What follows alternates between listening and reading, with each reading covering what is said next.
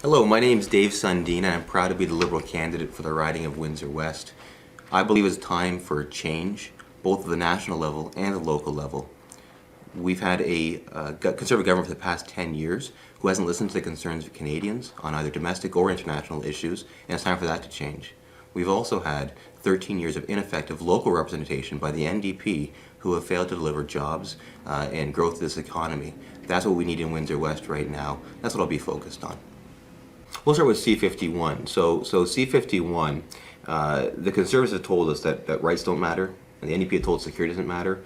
We believe in a balanced approach. So we're not happy with the current form of C-51, but we have to have some sort of security legislation, but it has to be balanced, and it has to protect Canadians' individual rights and freedoms. And so the rule of law matters. Stephen Harper doesn't believe the rule of law matters, but it does. And so we need government oversight of any security legislation to make sure that powers aren't abused and that certain ethnic or religious minorities aren't targeted with security legislation. So that's our stance on C-51 is that there needs to be amendments so that the parts of C-51 that we find offensive to our rights and culture are removed, but that we do have security legislation in place to protect Canadians, because that is important. With C-24 and unfortunately the ban on the niqab, we see that as an improper attempt by the Harper Conservatives to target a certain religious and ethnic group for political gain, and it's completely improper. And so you've heard Mr. Trudeau say over and over again, a Canadian is a Canadian is a Canadian. Because C-24 seeks to create two tiers of Canadian citizens. Those who are Canadian citizens, and whether they commit a crime or not, they'll remain Canadian citizens. And then Canadian citizens who might, make a mistake in their life at some point, and because they have dual citizenship, they're forced to lose their Canadian citizenship and be sent back to their home country, which is improper. This country was built on immigrants. We rely on immigrants to grow our economy. We rely on immigrants to grow our population. And telling new Canadians that the fact that you've kept your previous citizenship as well is a problem, and we're going to deport you because of it if you commit a crime, that's an issue for me. Again, it goes back to the rule of law. We have a rule of law. If you commit a crime, there's certain punishment for committing crimes, but the whole goal of the criminal justice system is to rehabilitate and get Canadians who have made a mistake and committed a crime back out into public and contributing to society again. That's what we're focused on.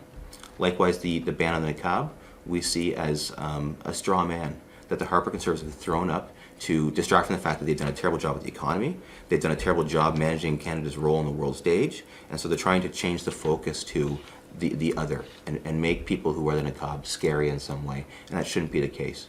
Again, we're a multicultural society that respects all people and all people's rights to choose to do or not do certain things, and we appreciate and I respect that. And then finally, I think you asked me about military action on the world stage. Starting in the 1950s and 60s, Canada became known as a peacekeeping nation, a humanitarian nation.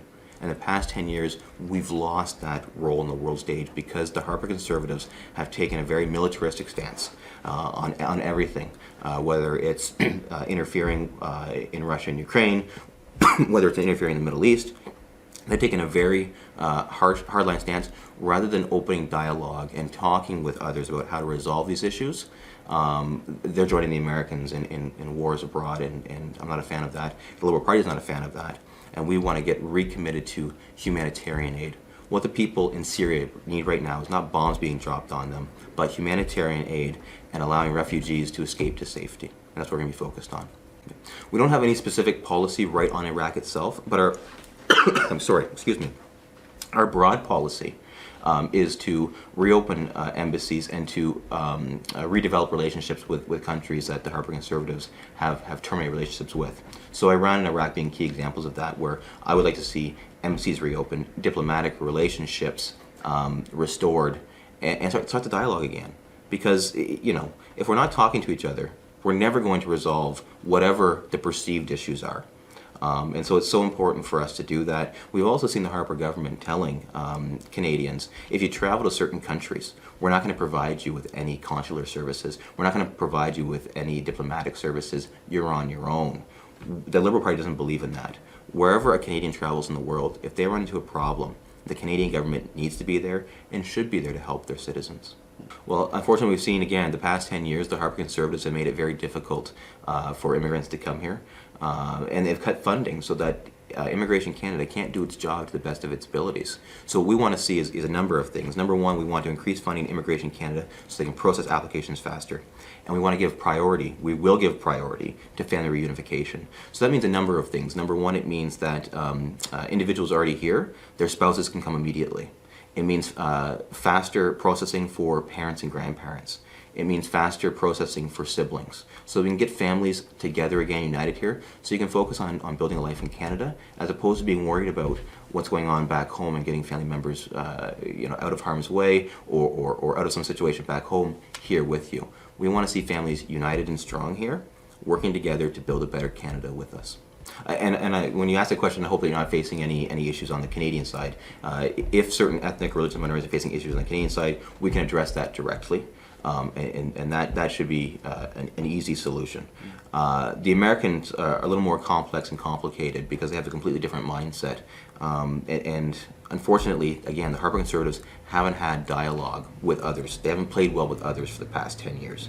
And so I think it's the first step is to start talking to American counterparts and saying, here's Canadian values. And we have Canadians who are crossing into your country and are being targeted, being racially profiled, being profiled based on the way they dress, the way they speak, or what country they originated from.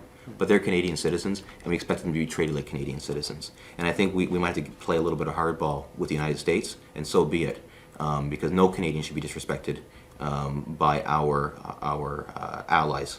And this is where I think, words matter. And so when the Harper Conservatives agree with someone, they're called freedom fighters. When they disagree with someone, they're automatically terrorists.